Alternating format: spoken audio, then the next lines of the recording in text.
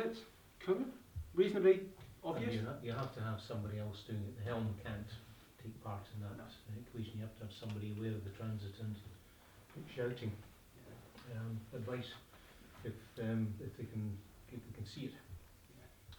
The advice should really normally be should be factual.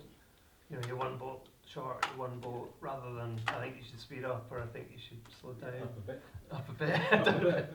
Or, Yeah. So invariably, because there can be different voices shouting on the boat. You know, you're over, you're not over, but you know, it does need to be. You need two boat lengths over, or you're not over 2 boat. invariably it's going to be the person who weighs very little and has the watch, because you want to put them on the bow. So they're counting down the time, but they're actually making the judgment of speed to be able to do that. And they're the one who's communicating. Everybody else is nice and quiet, and the helmsman and the bowman are talking about what's happening with the start. The reason for it being the person that's light is so that you don't want the front of the boat going in the water. Okay. What else is on the list? I suppose tides. Thinking about, so let's touch upon the tidal aspect. Again, tide will go in any direction. If it's going that way, guarantee that that line, that bow effect, is going to be even worse, because these guys here have actually got a really good reference point, and then everybody else is actually going backwards. They're being fairly, and it's just destroying anything that's happening. Even worse, it's going the other way, and effectively the whole fleet ends up over the line before the start. So you need to understand what the tide's doing and factor it in. Okay. so how do you judge that tide? Just have a look and see what's going on at the pin and at the committee boat and Yeah. see where Yeah, so that 10 minutes before, and so as pre-race prep is looking, saying what's the tidal state. We've got a local tidal stream atlas in the boat, so we can look at what the currents are and what they're predicted to be in different parts, because they're all over the place. And I think Charlie knows them quite well. I don't know them as well as he does, but local knowledge actually is really valuable, because you tend to know there's a little eddy kicking off somewhere and there'll be something to pick up. But if you can get the start line, but pre-5 minutes, the pre-race bit, go and have a look at the buoy and just see is there a wake? How fast is it running on that? Is it likely to get faster or weaker? Which direction is it going? Sometimes it might be, well, generally not. I suppose not. We haven't had too many occasions where we've sat and we've had a tidal current that's flowing across the line here. It tends to be the wind and the tide are going in either directly opposite or the same directions. Right. But it could happen. Yeah, because the wind tends to blow up and down the river mostly, Yeah. and the tide sets the current down the river. So Yeah. I can't think of a big instance where it's like Yeah, everybody. but you do sometimes get. Well, actually, under the bridge there was under the bridge you end up and there's.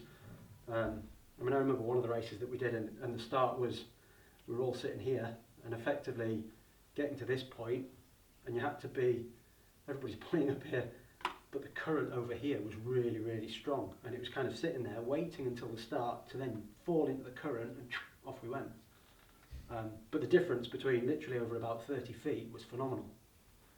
So just knowing, that's all part of being out there early and getting a feel for what's going on. And if you get out there before everybody else is out there, it's easy because you can see everything relative to marks and other bits and pieces.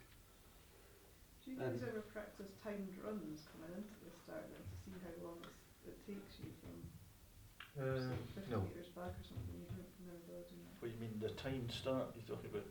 The time Yeah, like run just up to timing yourself how long it takes to go from say 50 metres back to the start line. Get someone to No. Practice trying to sit beside the committee boat or the buoy or whatever to find out what the effect of the tide is. Get a feel for it, because it's always different.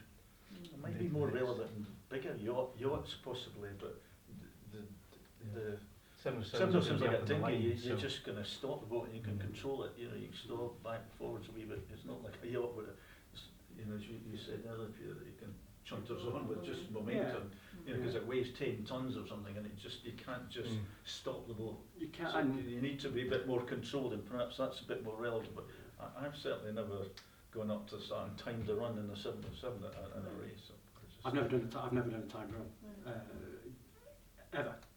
I've always just try to get as much sailing in and around so that you can know that you can accelerate and actually how quickly you can start to get the distance covered. Right. So it's quite important to know how long it takes you to go from 0 to full speed, because then you know how long you need that build up, so that you're going full speed when you hit the line. Yeah, but because some of the sims are like dinghies, it tends to be a sort of dinghy type start. Everybody goes quite close to the line and kind of sits there, then shoots in and goes, sort of thing. You don't sort of build up momentum from 100 metres or 50 metres. It's But unusual, There wouldn't be isn't it? space to do that. I mean, the Nationals, when we had the Nationals 2 years ago at Granton, everybody literally did get themselves racked up in a position almost stationary and not far from the line, and just sit there, apart from the one race that I remember that we got to about this point, we were a minute early. And literally we tried, everybody was here, and we literally spent a whole minute, an extra minute, going from there to there as slow as possible, because we just got the clock wrong. But you can, I think that's the thing with the 707, but then when we're sailing here in the mixed fleet, we have this ability of doing this, which can get in other people's way, which I don't think they kind of like too much, but you've got to use that as the strength of the boat. I have occasionally, set up a line and then done a couple of runs at it. Just said, well, this is our imaginary start, and done a couple of practice runs at it. Sometimes Yeah. helps work out what we think is going to be important to start. But again, if there's And the time, tidal effect as well, thinking how much that's Yeah. going to be. yes, I might try and take a run at the line before the preparatory Get it signals right. and things. Yeah, until we get it right, do it again. There are times here where, because the tide's flowing that's quite so strongly, is that, you could easily be sitting out here and just crabbing your way in to get to the start line to then harden up to come in. And just knowing that that's where you're going, somebody might position themselves up here and just say, well, I'm just going to ease off to get the speed up to hook around the mark, because the tide is that strong. Doesn't tend to cause too much of a problem. We don't tend to have really light days that have got going to cause it. We have gone out and practiced trying to, be on the line at a certain time, and it's not that difficult, but it's more difficult than you would think. So I think if you can get to the line without any other boats there, then it does help.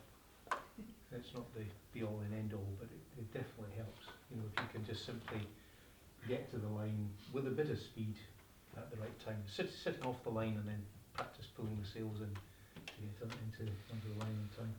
So you mean you can practice that by just going out and picking a buoy and saying, Yeah. I want to be passing this buoy in however many minutes, Yes. just to practice. On the 5 minute whatever. It's kind of just knowing the distance you can cover. And it just comes with practice, and comes with being familiar with the boat and getting that bit of time in beforehand.